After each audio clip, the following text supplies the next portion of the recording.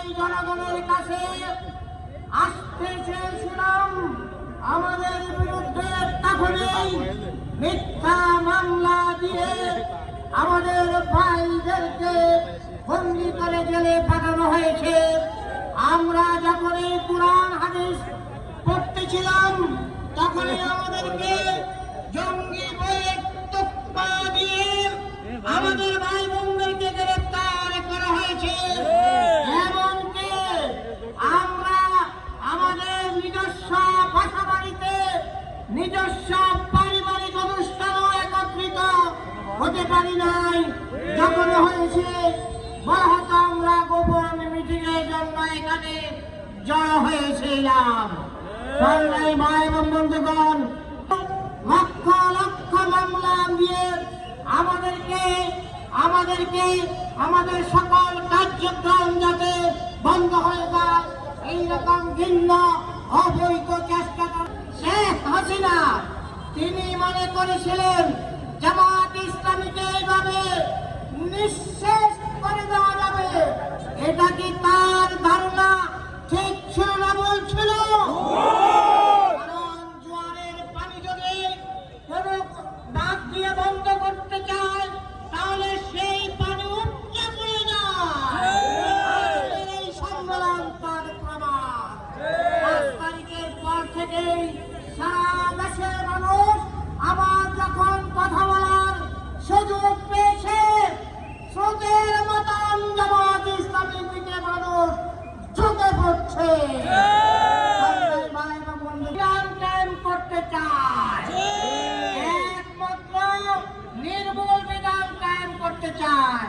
কারণ এই বিধান আল্লাহ তাআলা মানব জাতির জন্য নবী রাসূলদের মাধ্যমে পাঠিয়েছেন।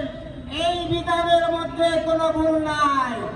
আর ইসলামের দুশমনরা এটা ভালো করে বুঝে, যদি মানুষ ইসলামের এই বিধান এই আদর্শকে জানে বুঝে গ্রহণ করে তাহলে তাদের চাঁদাবাজি, ঘুষখোরি, সুদখোরি, টেন্ডারবাজি, জুলুমবাজি তারা করতে পারবে না।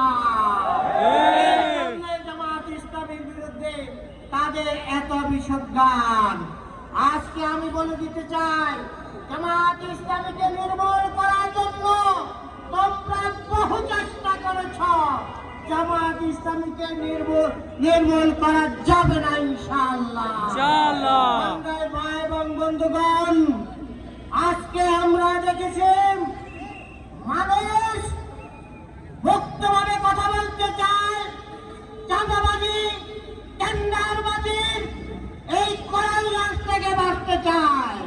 কিন্তু এক শ্রেণীর মানুষ আবারও সেই ধরনের হীন কার্যক্রমের জন্য সমাবিষ্কার করার চেষ্টা করছে।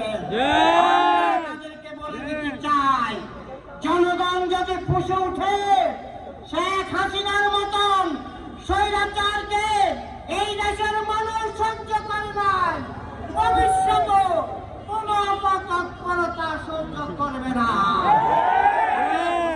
রক্তচক্ষু দেখাবেন না, আমরা কারো রক্তচক্ষুকে ভয় করি না। ভয় করি একমাত্র আল্লাহ তাআলাকে। কারো কাছে আমরা মাথা নত করতে চাই না, মাথা নত করব না। সংগ্রামী ভাই এবং বন্ধুগণ, আগামী দিনের বাংলাদেশ হবে ইসলামের বাংলাদেশ। আগামী দিনের বাংলাদেশ হবে নবী রাসূলদের বাংলাদেশ। এই বাংলাদেশকে আপনারা গড়তে চান ইনশাআল্লাহ। এই জন্য আগামী নির্বাচনের কথা এই জন্য বললাম, নির্বাচনের মাধ্যমেই গঠিত হবে এই দেশের আইন প্রণয়নকারী ব্যক্তিবর্গকে। কিভাবে দেশ চলবে, সংসদে বসে তারা আইন রচনা করবে। সেখানে যদি ইসলামের পক্ষে আইন রচনা করা হয় দেশে ইসলামের আইন চালু হবে।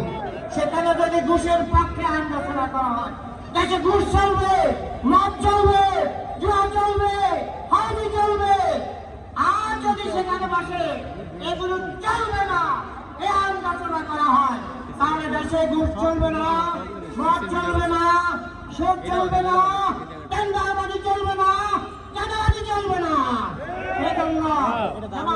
ইসলামের আল্লাহ বিধান ইসলামের আইন ওই সংসদে প্রণয়ন করার লক্ষ্যে এই চাঁদপুর সদর আসন থেকে জামাত ইসলামীর চাঁদপুর জেলা শাখার সংগ্রামী সেক্রেটারি বিশিষ্ট আইনজীবী জনাব অ্যাডভোকেট শাহজাহান মিয়াকে এই চাঁদপুর শহর থেকে সিদ্ধান্ত জামাত ইসলামী নিয়েছে। আপনাকে অ্যাডভোকেট শাহজাহান মিয়াকে এই আসনের এমপি হিসেবে দেখতে চাই। সংগ্রামী ভাই এবং বন্ধুগণ, এখানে যারা আমরা উপস্থিত, আমাদের ভোটের মাধ্যমে কি তিনি নির্বাচিত হয়ে যাবেন? আমাদের আরো ভোট দরকার। এই জন্য আপনার বাসা বাড়ির লোক, ঘরের লোক, বাড়ির লোক, সমাজের লোক, গ্রামের লোক, সকল পর্যায়ের লোকদেরকে এই আদর্শের দিকে আহ্বান করে অ্যাডভোকেট শাহজাহান মিয়াকে জয়যুক্ত করবেন। আপনাদের প্রতি এই উদাত্ত আহ্বান রেখেই আমার বক্তব্য শেষ করছে। আল্লাহ হাফেজ। বাংলাদেশ জিন্দাবাদ, বাংলাদেশ জামাত ইসলামী জিন্দাবাদ। আসসালামু আলাইকুম ওয়া রাহমাতুল্লাহি ওয়া বারাকাতুহু। সংগ্রামী কর্মী ভাইরা, আজকের ঐতিহাসিক কর্মী